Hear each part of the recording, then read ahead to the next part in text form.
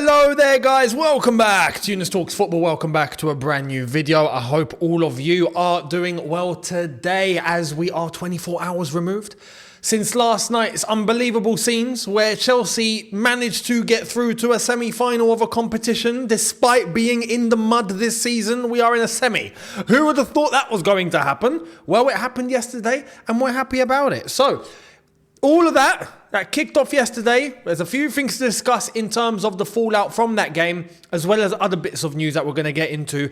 The preview for our game this weekend, Christmas Eve against Wolves, that's going to be coming very soon as well. So make sure you guys are glued to all the content that is dropping on here. In order to be glued, make sure you're hitting the subscribe button and notification bell to be notified once I have uploaded. To let you guys know as well, we have hit 170,000 of you on this channel, and I want to say a huge thank you. Yeah, we're just going to take a moment, and I'm going to say big thank you to every single one of you, whether you like what I say or you hate what I say. If you're here, and I respect it, and you're one of the 170,000 people that have subscribed and have made this channel what it is. So, huge thank you to you guys. I really, from the bottom of my heart, much appreciated. The quest to 200k continues, so we're up and running. Now, let's get cracking with the latest. We're going to start off with what went down last night. There's a couple of things that we got to discuss. As you can see in the title, it's not looking like it's good news, but we're going to discuss it. So let's get cracking, starting off with the latest on Enzo. This was a clip of him yesterday that showed that he was quite emotional and clearly he had been shedding tears. Someone put sack poch. As a response to this, Uber Chelsea FC responded to this someone saying, I've had enough of these Twitter accounts, man. So many people just jump to conclusions about these sort of things. This was literally Poch before that clip of him crying. Stop spreading false or fake news. And when you actually look at what happened or what went down, look, this is Pochettino giving Enzo a massive hug, and clearly he's consoling him here. It did honestly seem like Enzo is in tatters. Clearly, he was crying his eyes out. And when a player does that, they know it's serious. You know, you're not going to cry because I got subbed off in the first half. I'm going to shed tears. Like, no, that's not what happens. Players shed tears when they know something serious has happened. Right, and they know that they're probably going to spend a lengthy amount of time on the sidelines and not playing. That's where players cry. Enzo in tears. Well, we were hearing he was ill yesterday, right, during the game. Well, now we know what's going on. And it doesn't seem like he was ill in terms of sick, I'm going to throw up, or I've got the flu. It's a different kind of ill. And we had news coming out of Argentina this morning letting us know what is going on and what is actually happening. So here it is. Confirmed, Enzo Fernandez is suffering from the early stages of Pubalgia, chronic groin injury. The recovery involves either rest or treatment to alleviate discomfort during play and prevent its impact. What is, you might ask, what is it called? Pubalgia, yeah? Well, we did have a little bit of an explanation coming from none other than sports scientist, who is very well known on social media, to be honest, doctor in physical therapy, fitness and movement coach, Dr. Rajpal Brar, who, funnily enough, does actually follow me on Twitter. I followed him because of the information that he provides on a sporting level. Obviously, he's got the expertise, being able to see the reaction of a certain player in a game just by looking at the TV. Like, he gets an idea of what might have happened, and he gives really good insight. So he's given us insight on the definition of Pubalgia and what Enzo Fernandez is going through. Athletic Pubalgia, aka sports hernia, can be managed, but if it gets bothersome enough, surgery is an option as well. See Richarlison. Sports hernia. Chronic groin injury, as it's been labelled by some today, but sports hernia is what Enzo Fernandez has. Lionel Messi had this back in, was it 2019, I think, if I'm not mistaken, somewhere around there. And there have been players that have come out, with this issue. What tends to happen is over a few weeks, you either, you rest up, you don't play, and it heals, or you go and have surgery and you're going to be out for a length amount of time as well. That's what tends to happen. Now, how long? The window that has been given is around 4 to 6 weeks, right, in terms of recovery. They say about 5 weeks or so if you didn't need surgery. If you decide to have surgery, still 4 to 6 weeks after surgery is what it will take for you to recover. So it's not the end of the world, if you know what I mean. It's not, oh my God, this is horrific. Like he's out for months or he's out for the season. So, but I can understand from Enzo's perspective, he wants to play. He does come across as someone that wants to be there. He's not someone that wants to miss out. You can read that on his face. So that's the latest on Enzo. It's not good. We have options, and this is the conversation we had on All You Can Eat Chelsea earlier on, is how are we going to fit all of these players when you're looking at this now? Someone like Enzo Fernandez could be collateral damage. If you're looking at Nkunku coming back into the team and he cements himself as an attacking midfielder, Conor Gallagher, best midfielder that's playing right now for Chelsea. I think that was proven yesterday, by the way. So for anyone that's trying to show, look, it's okay if we just sell Gallagher, it goes exactly by the analogy that I said. If I'm hanging off by a cliff and I'm clinging on to a thin piece of string, right? Am I going to cut the string whilst I'm waiting for a rope? Or am I going to hold on to the string and hope that a rope comes? I'm going to hold on, right? Gallagher's that string. And right now, he's showing that he is our best performing midfielder. Yesterday, he got man of the match, and deservedly so. So even him, and he played in the 6 yesterday, if we're going to be honest. He played, more you could say as a box-to-box technically, but he was alongside Caicedo. Yeah, whilst Enzo was moved a little forward in the 10, which is wrong, but Pochettino. So Gallagher, even in a role that's not really his role, performed very well. When you're looking at the midfielders that we have, as I've said, Nkunku, attacking mid. If Gallagher is in the team, he's in the team, who are you going to pick between Caicedo and Enzo? One of them's got to play, one of them's got to miss out. Right now, as it stands, if Enzo's got this injury, and this is why I think he's a bit devastated, is because he knows that when he comes back, he's really going to have to fight for his place. It's not going to be easy. And the same applies to Caicedo, and the same applies to anyone. And what about Lavia? We got a lot of options here, and it's not ideal when they all should be technically in the first team, So we'll see what happens. But that's the latest on Enzo Fernandez, and I wish him speedy recovery if he obviously has to go down that route, and he does have a problem, and it's going to take him out for a period of time. I wish him the best, speedy recovery, and chin up, you'll be okay, mate. Let's move to another injury. Injuries galore. Latest on Reece James. Mail Sport understands James is reluctant to rush into surgery and all parties have sought further advice. Avoiding surgery would see James miss up to 4 months. Surgery can take from 3 to 6 months recovery time. That quotes the Chelsea's decision over Reece James' anticipated surgery on a hamstring injury has been delayed amid reservations over whether the procedure is necessary. This is apparently still being assessed. And I don't like what the Mail have tried to say here, that Reece James is reluctant in surgery. I think Reece James just wants a solution, right? So, to come to that conclusion, when we hear the next piece of news coming out of the Standard, check this out. Reece James' hamstring issues are believed to be an issue in both legs and have increased his risk of suffering other injuries like his subsequent knee problems. You see, this just complicates the matter even further. If he's got problems in both hamstrings,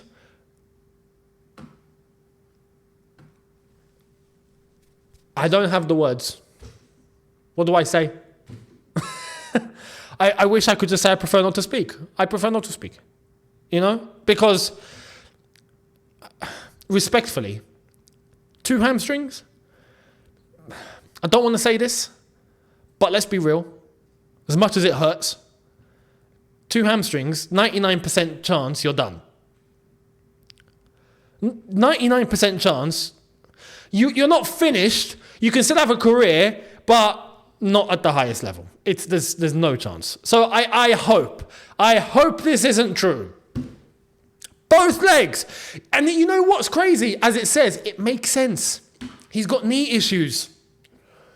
What happens when your hamstring doesn't compensate? More strain goes onto the knee. it makes sense. It makes sense. And there's been other footballers that have had that example time and time again. It makes complete sense. It's not looking good. It's really not looking good. We'll see. We'll see what happens. Again, he's someone that I wish the best to, totally. You know, Reece James is class. We know this. He's class. And it would be a shame if it all just gets halted because injuries. And that's the life of a footballer sometimes. We've had some greats that have had their careers cut short or they've not been able to fulfill their level because injuries. I hope Reece isn't going down that route, even though I've got to be honest, it seems like he is. Yeah, we'll wait and see what happens. If surgery is going to be an option or it's not going to be an option, but I hope it's not both legs. Because if it's both legs, respectfully, I'm going to be real. I'm real with you on here. You know me. I'm honest. Personally, I don't think it's going to end well. Simple as that. So let's hope for the best. Let's hope for the best. For that, let's hope for the best. Because that's an issue that's even out of Reece James's control. It is what it is. So let's hope for the best. We move away from injuries, finally, right? 10 minutes in, we can move away from the injuries. We can start talking about transfers and business and what's happening. Well, let's get into the latest by Simon Phillips. He tells us this. Chelsea are unsure about paying Ivan Toney's big signing on fee, which has led to intensive scouting of Victor Gyökeres, who could now become a real option. No. I'm going to quote that commentator for beIN Sports yesterday. Oh, na, oh, na.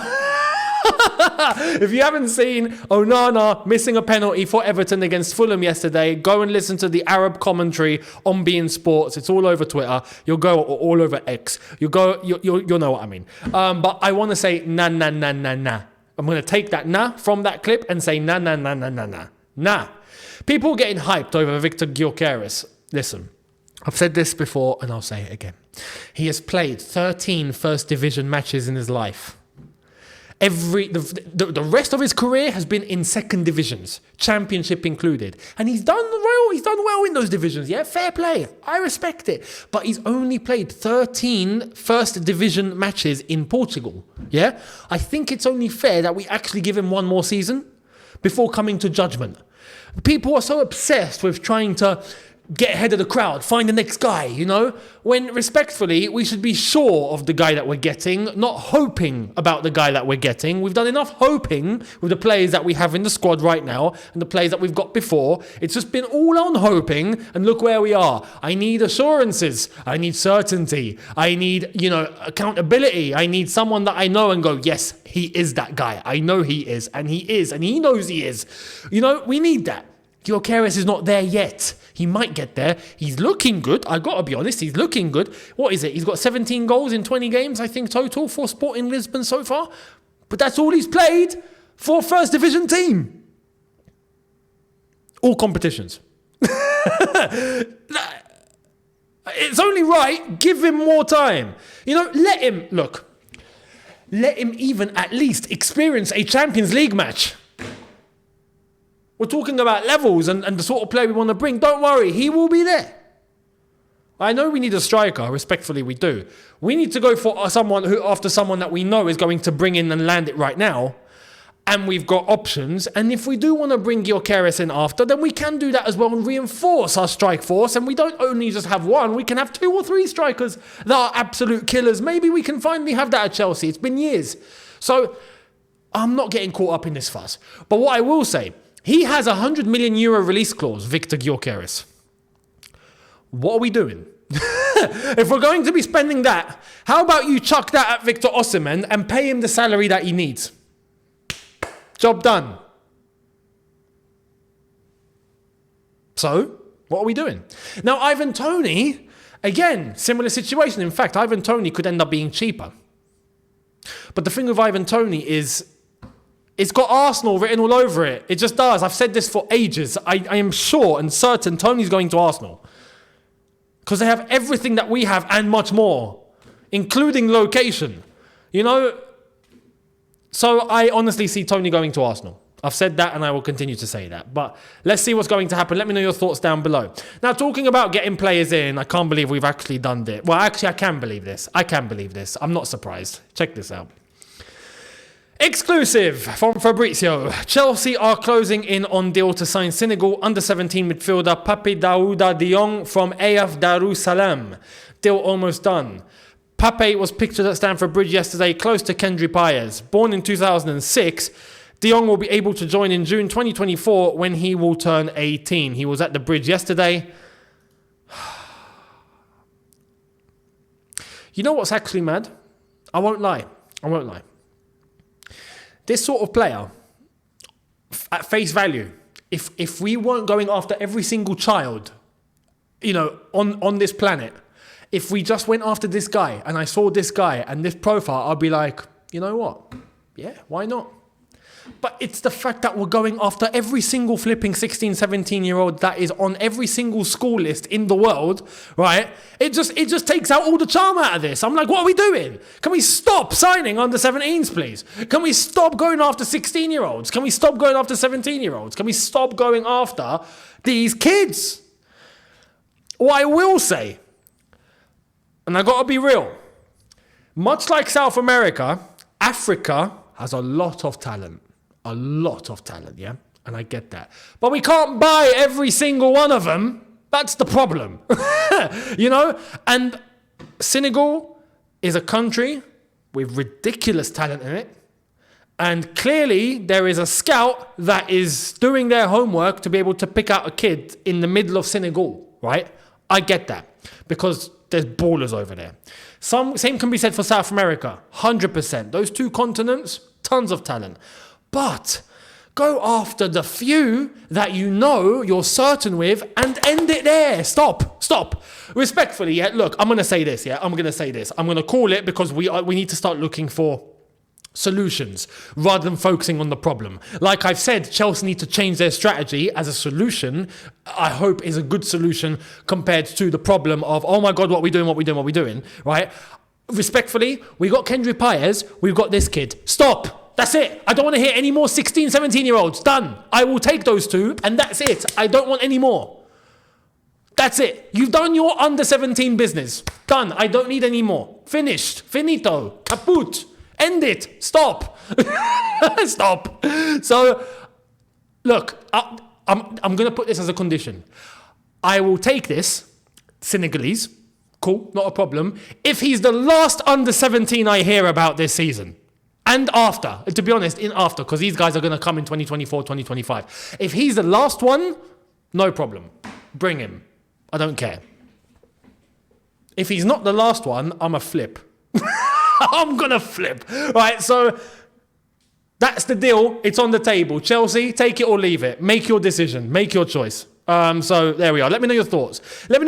Any Senegalese people in the chat as well, because I'm sure you guys are aware of what's going on in your country. Let me know about Pape Dauda de Jong if you know anything about him. Much appreciated. Now, let's move to the last story of the video, starting with Trevor Chala. Sky Sport Italia reports Roma have made a formal request to Chelsea to get Trevor Chala on loan in January. And Sky Sports have said this as well. Yes, AS Roma have made a formal request to Chelsea to sign Trevor Chala on loan in January. You best believe. AS Roma, I respect it. I know what you're trying to do. I don't blame you. I would take Chala on loan. Absolutely. It's going to get refused. I'm just going to give you a forewarning. I'm going to tell you now. Chelsea will refuse, yeah? And they will ask you for money. Because him, like every other player that we're looking to get rid of, Maatsen and even Conor Gallagher, are pure profit. So we're going to try and take as much money from you, AS Roma, and then we're going to have that as pure profit on our book. So get ready to pay, basically. If you want this player, you're going to have to pay because Chelsea are not accepting loans. That's the truth. We want pure profit. Chalaba's pure profit. So if you want him, pay up. I genuinely hope, Chalaba is a player that it's a shame that it's come to where it is right now. What I want to say is that I truly think there's a good defender in there, man. There is.